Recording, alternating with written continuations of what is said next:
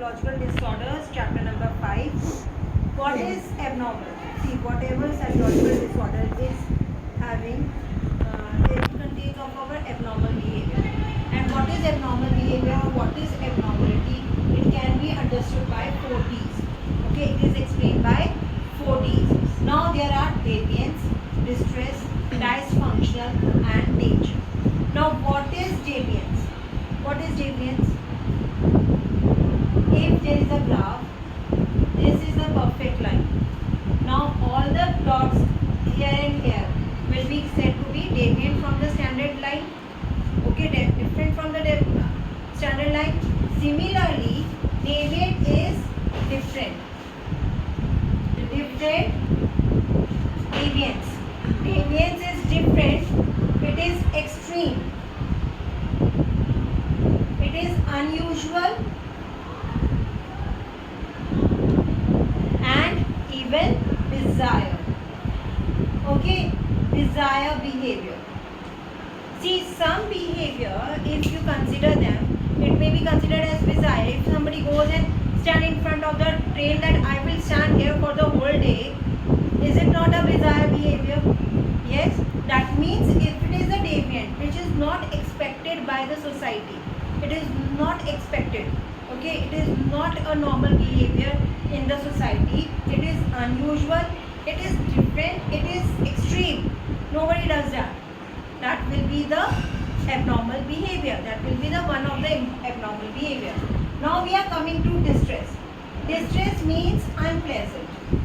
Now this behavior causes unpleasantness in an individual. Okay, it can be upsetting. Now to whom it is unpleasant and upsetting? It is unpleasant and upsetting for the same individual, जिसकी बात कर रहे हैं, और others. ठीक है, ये दूसरों के लिए भी बुरा हो सकता है और अपने खुद के लिए भी ये बुरा हो सकता है. Okay, it is unsettling, it is unpleasant, it is upset. ऐसे behavior को देखकर we don't like it. If the child is hitting his head with on the wall, will you like it? You will be upset. You will feel bad about it. It is causing upset to you and it is upsetting for the child also. He will also not like it. So that is abnormal behavior. Okay, third is dysfunctional. As the way the name suggests itself, that it is interfering in the function of an individual. Okay, it interferes with the individual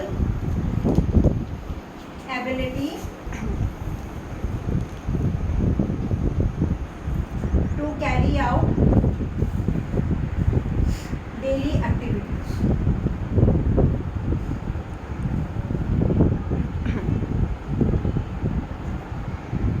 Now why a behavior is called dysfunction? See, if I have a behavior of washing the hands again and again, I am teaching you, wait, I am going to wash my hands.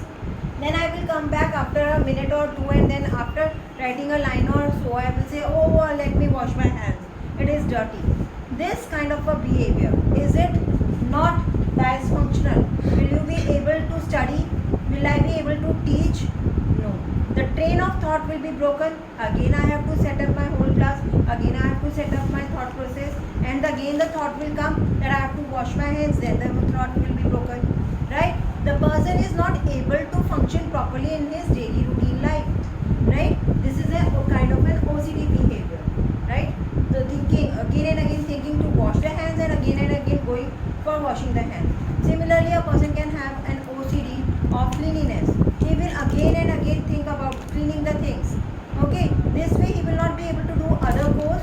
He will be struck with the cleanliness. Right? So it interferes with the individual's ability to carry out the daily activities, whatever they may be. Okay, it is very simple for any one person to teach the class. But again, if he has an abnormal behavior, maybe he is not able to carry out. If he is depressed, okay, depression is also disorder. अगर वो depressed है, तो he is not into the class. functional. Okay, so the ability to function properly is effective. In short, we can say the ability of an individual to function properly is effective. Now danger. Danger, it is dangerous to a person, ठीक है, to an individual who is for whom we are talking about, or others, right? Let me take the same example. A child is hitting his head on the wall. This is dangerous for him or not? It is dangerous for him. He can get hurt. Okay, and if he is taking something and trying to throw it on you, it is dangerous for you also. Okay, if you are standing on the railway line, the example that I have given you before, that is dangerous for him or not? Yes. And if I am running behind him on the railway track, is it dangerous for me or not? Yes, it can be dangerous for, there are many cases, not just these two examples.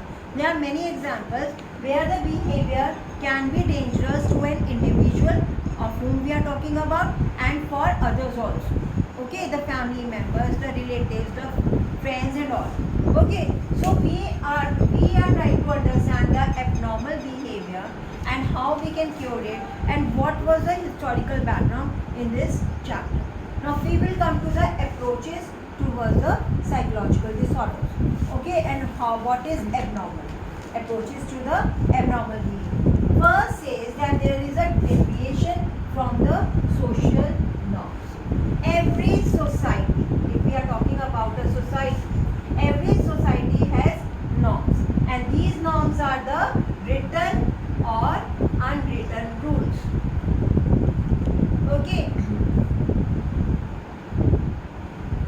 these are written and unwritten rules. These are our norms. Okay, the constitution has given us the number of written rules for every citizen of India, but unwritten rules are given by our culture, our society. Like, you should not disrespect your elders. Okay, you should not be cheering, and you should not be trying to उसके ऊपर दबाव डालने की, elders के ऊपर दबाव डालने की कोशिश नहीं कर सकते आप. Right, this is an unspoken rule of our Indian society, of our culture. So these should not be taken away. ठीक है, जो कल्चर हमारा, एक कल्चर में एक behavior one can be normal. Okay, and in culture two, this behavior one may be abnormal. Okay, this happens. Why? We think it is okay. Like, if somebody, if one of our children says that I will call the police if you do like that, it will be abnormal behavior. यार, ये कैसे कर रहे हैं? लेकिन it is happening in UK and other countries, right? Because it is normal. वहाँ पे the 13-year-old is independent.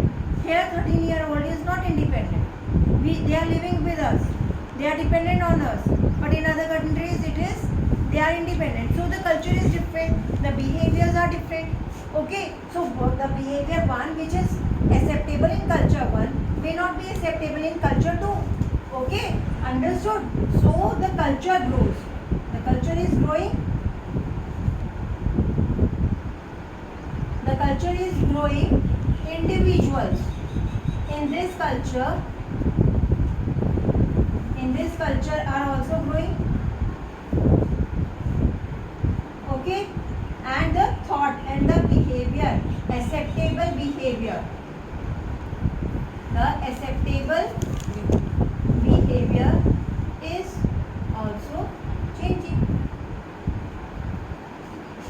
Wearing a western dress around 50 years back in India was a very taboo situation for the girls. But as our culture grew, there was a mix of a western and the Indian culture. Now it is very normal for Indian women to wear western clothes. Yes or no? Yes. Wearing a hijab by the Hindu community is a no-no thing. But wearing a hijab by the Muslim girls is a normal thing. Right? So the culture is different. But they don't wear burqa. They wear a small hijab. Okay? They are going to the universities. But there is a hijab. ठीक है? तो यहाँ पे क्या समझ में आ रहा है? तो culture grow हो रहा है. And the acceptable situations that is happening in that culture is also changing. the Indian women who were working class was very less. Now the Indian women are in politics. A lot of women are in politics. Many women are working. Maximum population is working nowadays.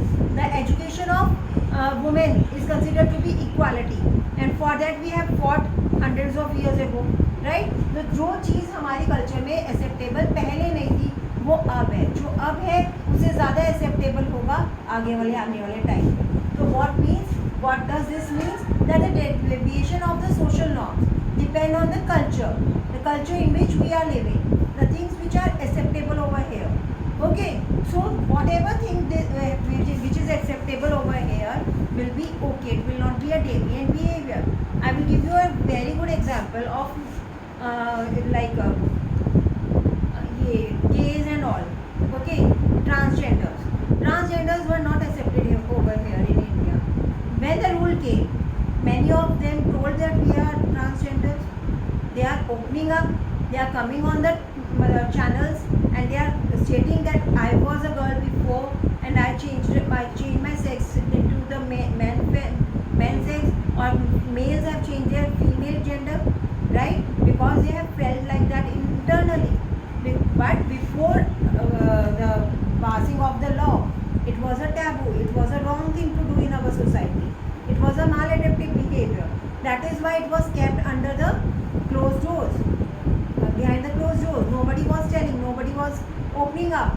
But now the people come to themselves and say that I am coming in the modeling contest, but I am this, but I am a girl now. Okay, I am a transgender, right? There was a lockup show in which a transgender came, and she was very Shaisha. Shaisha was very clear about all the things, what she went through it. So it is an open platform because the culture has changed, the laws have changed, the written norms have changed.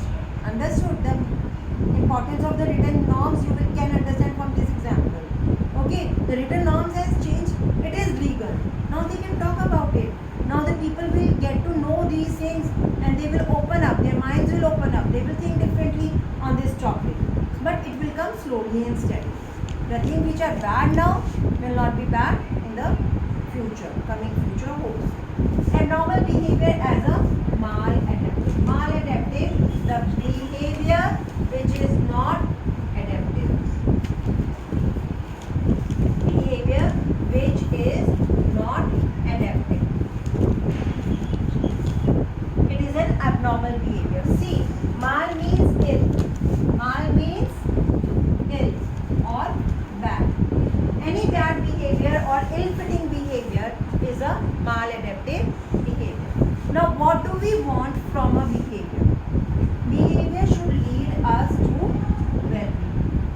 Okay, now what is well-being? Is it just survival? Is it just maintenance? Tell me, is it just maintenance and survival? No. It is the personal growth. It is the personal growth and actualization.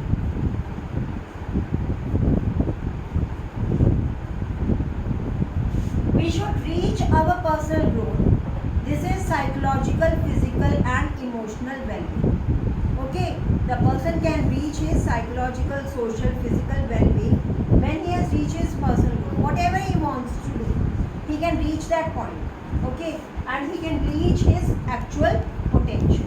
Whatever I can do, I should be able to reach that point, and that is known as well-being. If I am stopped, or if I have obstacles near me or around me, then what will happen? I will not reach my actualization, self-actualization as given by Maslow and Rogers, and I will not have my personal growth, and it will lead to the maladaptive behavior because I am not able to reach my goals. Got it? So the behavior which is adaptive will lead to the well-being of an individual. Okay, every behavior leads to the well-being of the behavior if it is adaptive, and because of the well-being a person grows physically,